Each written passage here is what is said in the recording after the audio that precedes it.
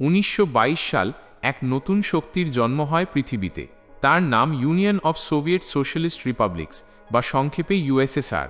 লেনিনের নেতৃত্বে রাশিয়া ও তার আশেপাশের অঞ্চলগুলো মিলিয়ে গঠিত হয় এক সমাজতান্ত্রিক সাম্রাজ্য, যেখানে শ্রমিক শ্রেণী হবে দেশের মালিক আর পুঁজিবাদ থাকবে দূরে। লেনিনের মৃত্যুর পর ক্ষমতায় আসেন জোসেফ স্টালিন। তিনি ইউএসএসআরকে এক ভয়ঙ্কর কিন্তু শক্তিশালী রাষ্ট্রে পরিণত করেন। শিল্পায়ন, সামরিক শক্তি ও পরিকল্পিত অর্থনীতি করে তোলে বিশ্বের অন্যতম পরাশক্তি। দ্বিতীয় বিশ্বযুদ্ধ শেষে যুক্তরাষ্ট্রের পাশাপাশি ইউএসএসআর দাঁড়ায় সুপার পাওয়ার হিসেবে।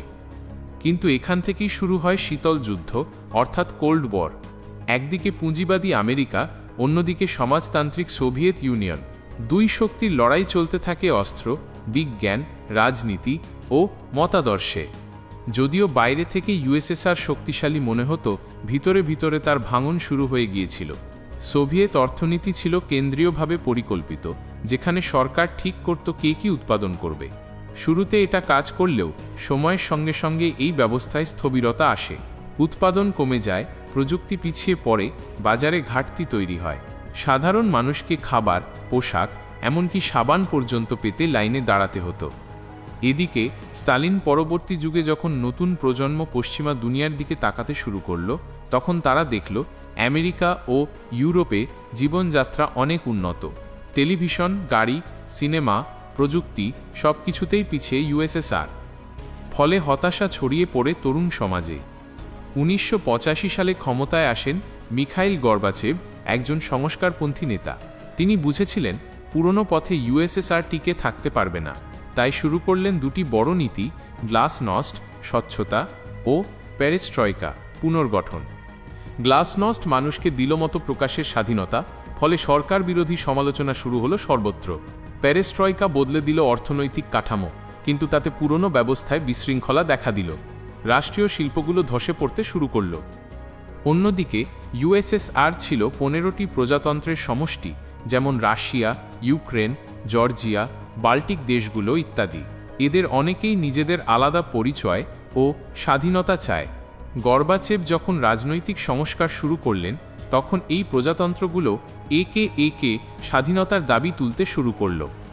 1989 সালে বার্লিন প্রাচীর ভেঙে পড়ল, যা ছিল পূর্ব ইউরোপে সোভিয়েত প্রভাবের পতনের প্রতীক।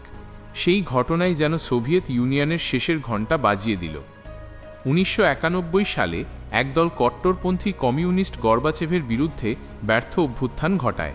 কিন্তু সেই অভ্যুত্থানের পর স্পষ্ট হয়ে গেল, জনগণ আর পুরনো সোভিয়েত ব্যবস্থা চায় না। বরিস ইয়েলতসিন নামের এক নতুন নেতা উঠে এলেন রাশিয়ার প্রতিনিধি হয়ে। তিনি গর্বাচেভকে সরিয়ে নতুন রাশিয়ার সূচনা ঘোষণা করলেন। 1991 সালের ডিসেম্বর মাসে মস্কোর ক্রেমলিনে নামিয়ে ফেলা হয় লাল পতাকা, সোভিয়েত ইউনিয়নের প্রতীক। সেটাই ছিল ইউএসএসআরের শেষ দিন। এক সময়ের মহাশক্তিধর সাম্রাজ্য ভেঙে গেল 15টি স্বাধীন দেশে। রাশিয়া হয়ে গেল উত্তরসূরি রাষ্ট্র, কিন্তু তার আগের গৌরব আর কখনো ফিরে পায়নি। ইউএসএসআর ভেঙে যাওয়ার পেছনে ছিল এক জটিল মিশ্রণ: রাজনৈতিক দুর্নীতি, অর্থনৈতিক স্থবিরতা, জাতীয়তাবাদী আন্দোলন আর সময়ের সঙ্গে তাল না মেলানো এক ব্যবস্থার পরিণতি। একটা সময় যে দেশ মানুষকে মহাকাশে পাঠিয়েছিল, যে দেশ হিটলারের বিরুদ্ধে দাঁড়িয়েছিল, সেই দেশ নিজেই নিজের ভিতর থেকে ভেঙে পড়েছিল, নীরবে, ধীরে, ইতিহাসের এক বিশাল অধ্যায় হয়ে। আপনি দেখছিলেন অ্যামেজিং ফ্যাক্টস অ্যান্ড হিস্ট্রি। ইতিহাসের গোপন দিক জানতে চ্যানেলটি সাবস্ক্রাইব করুন।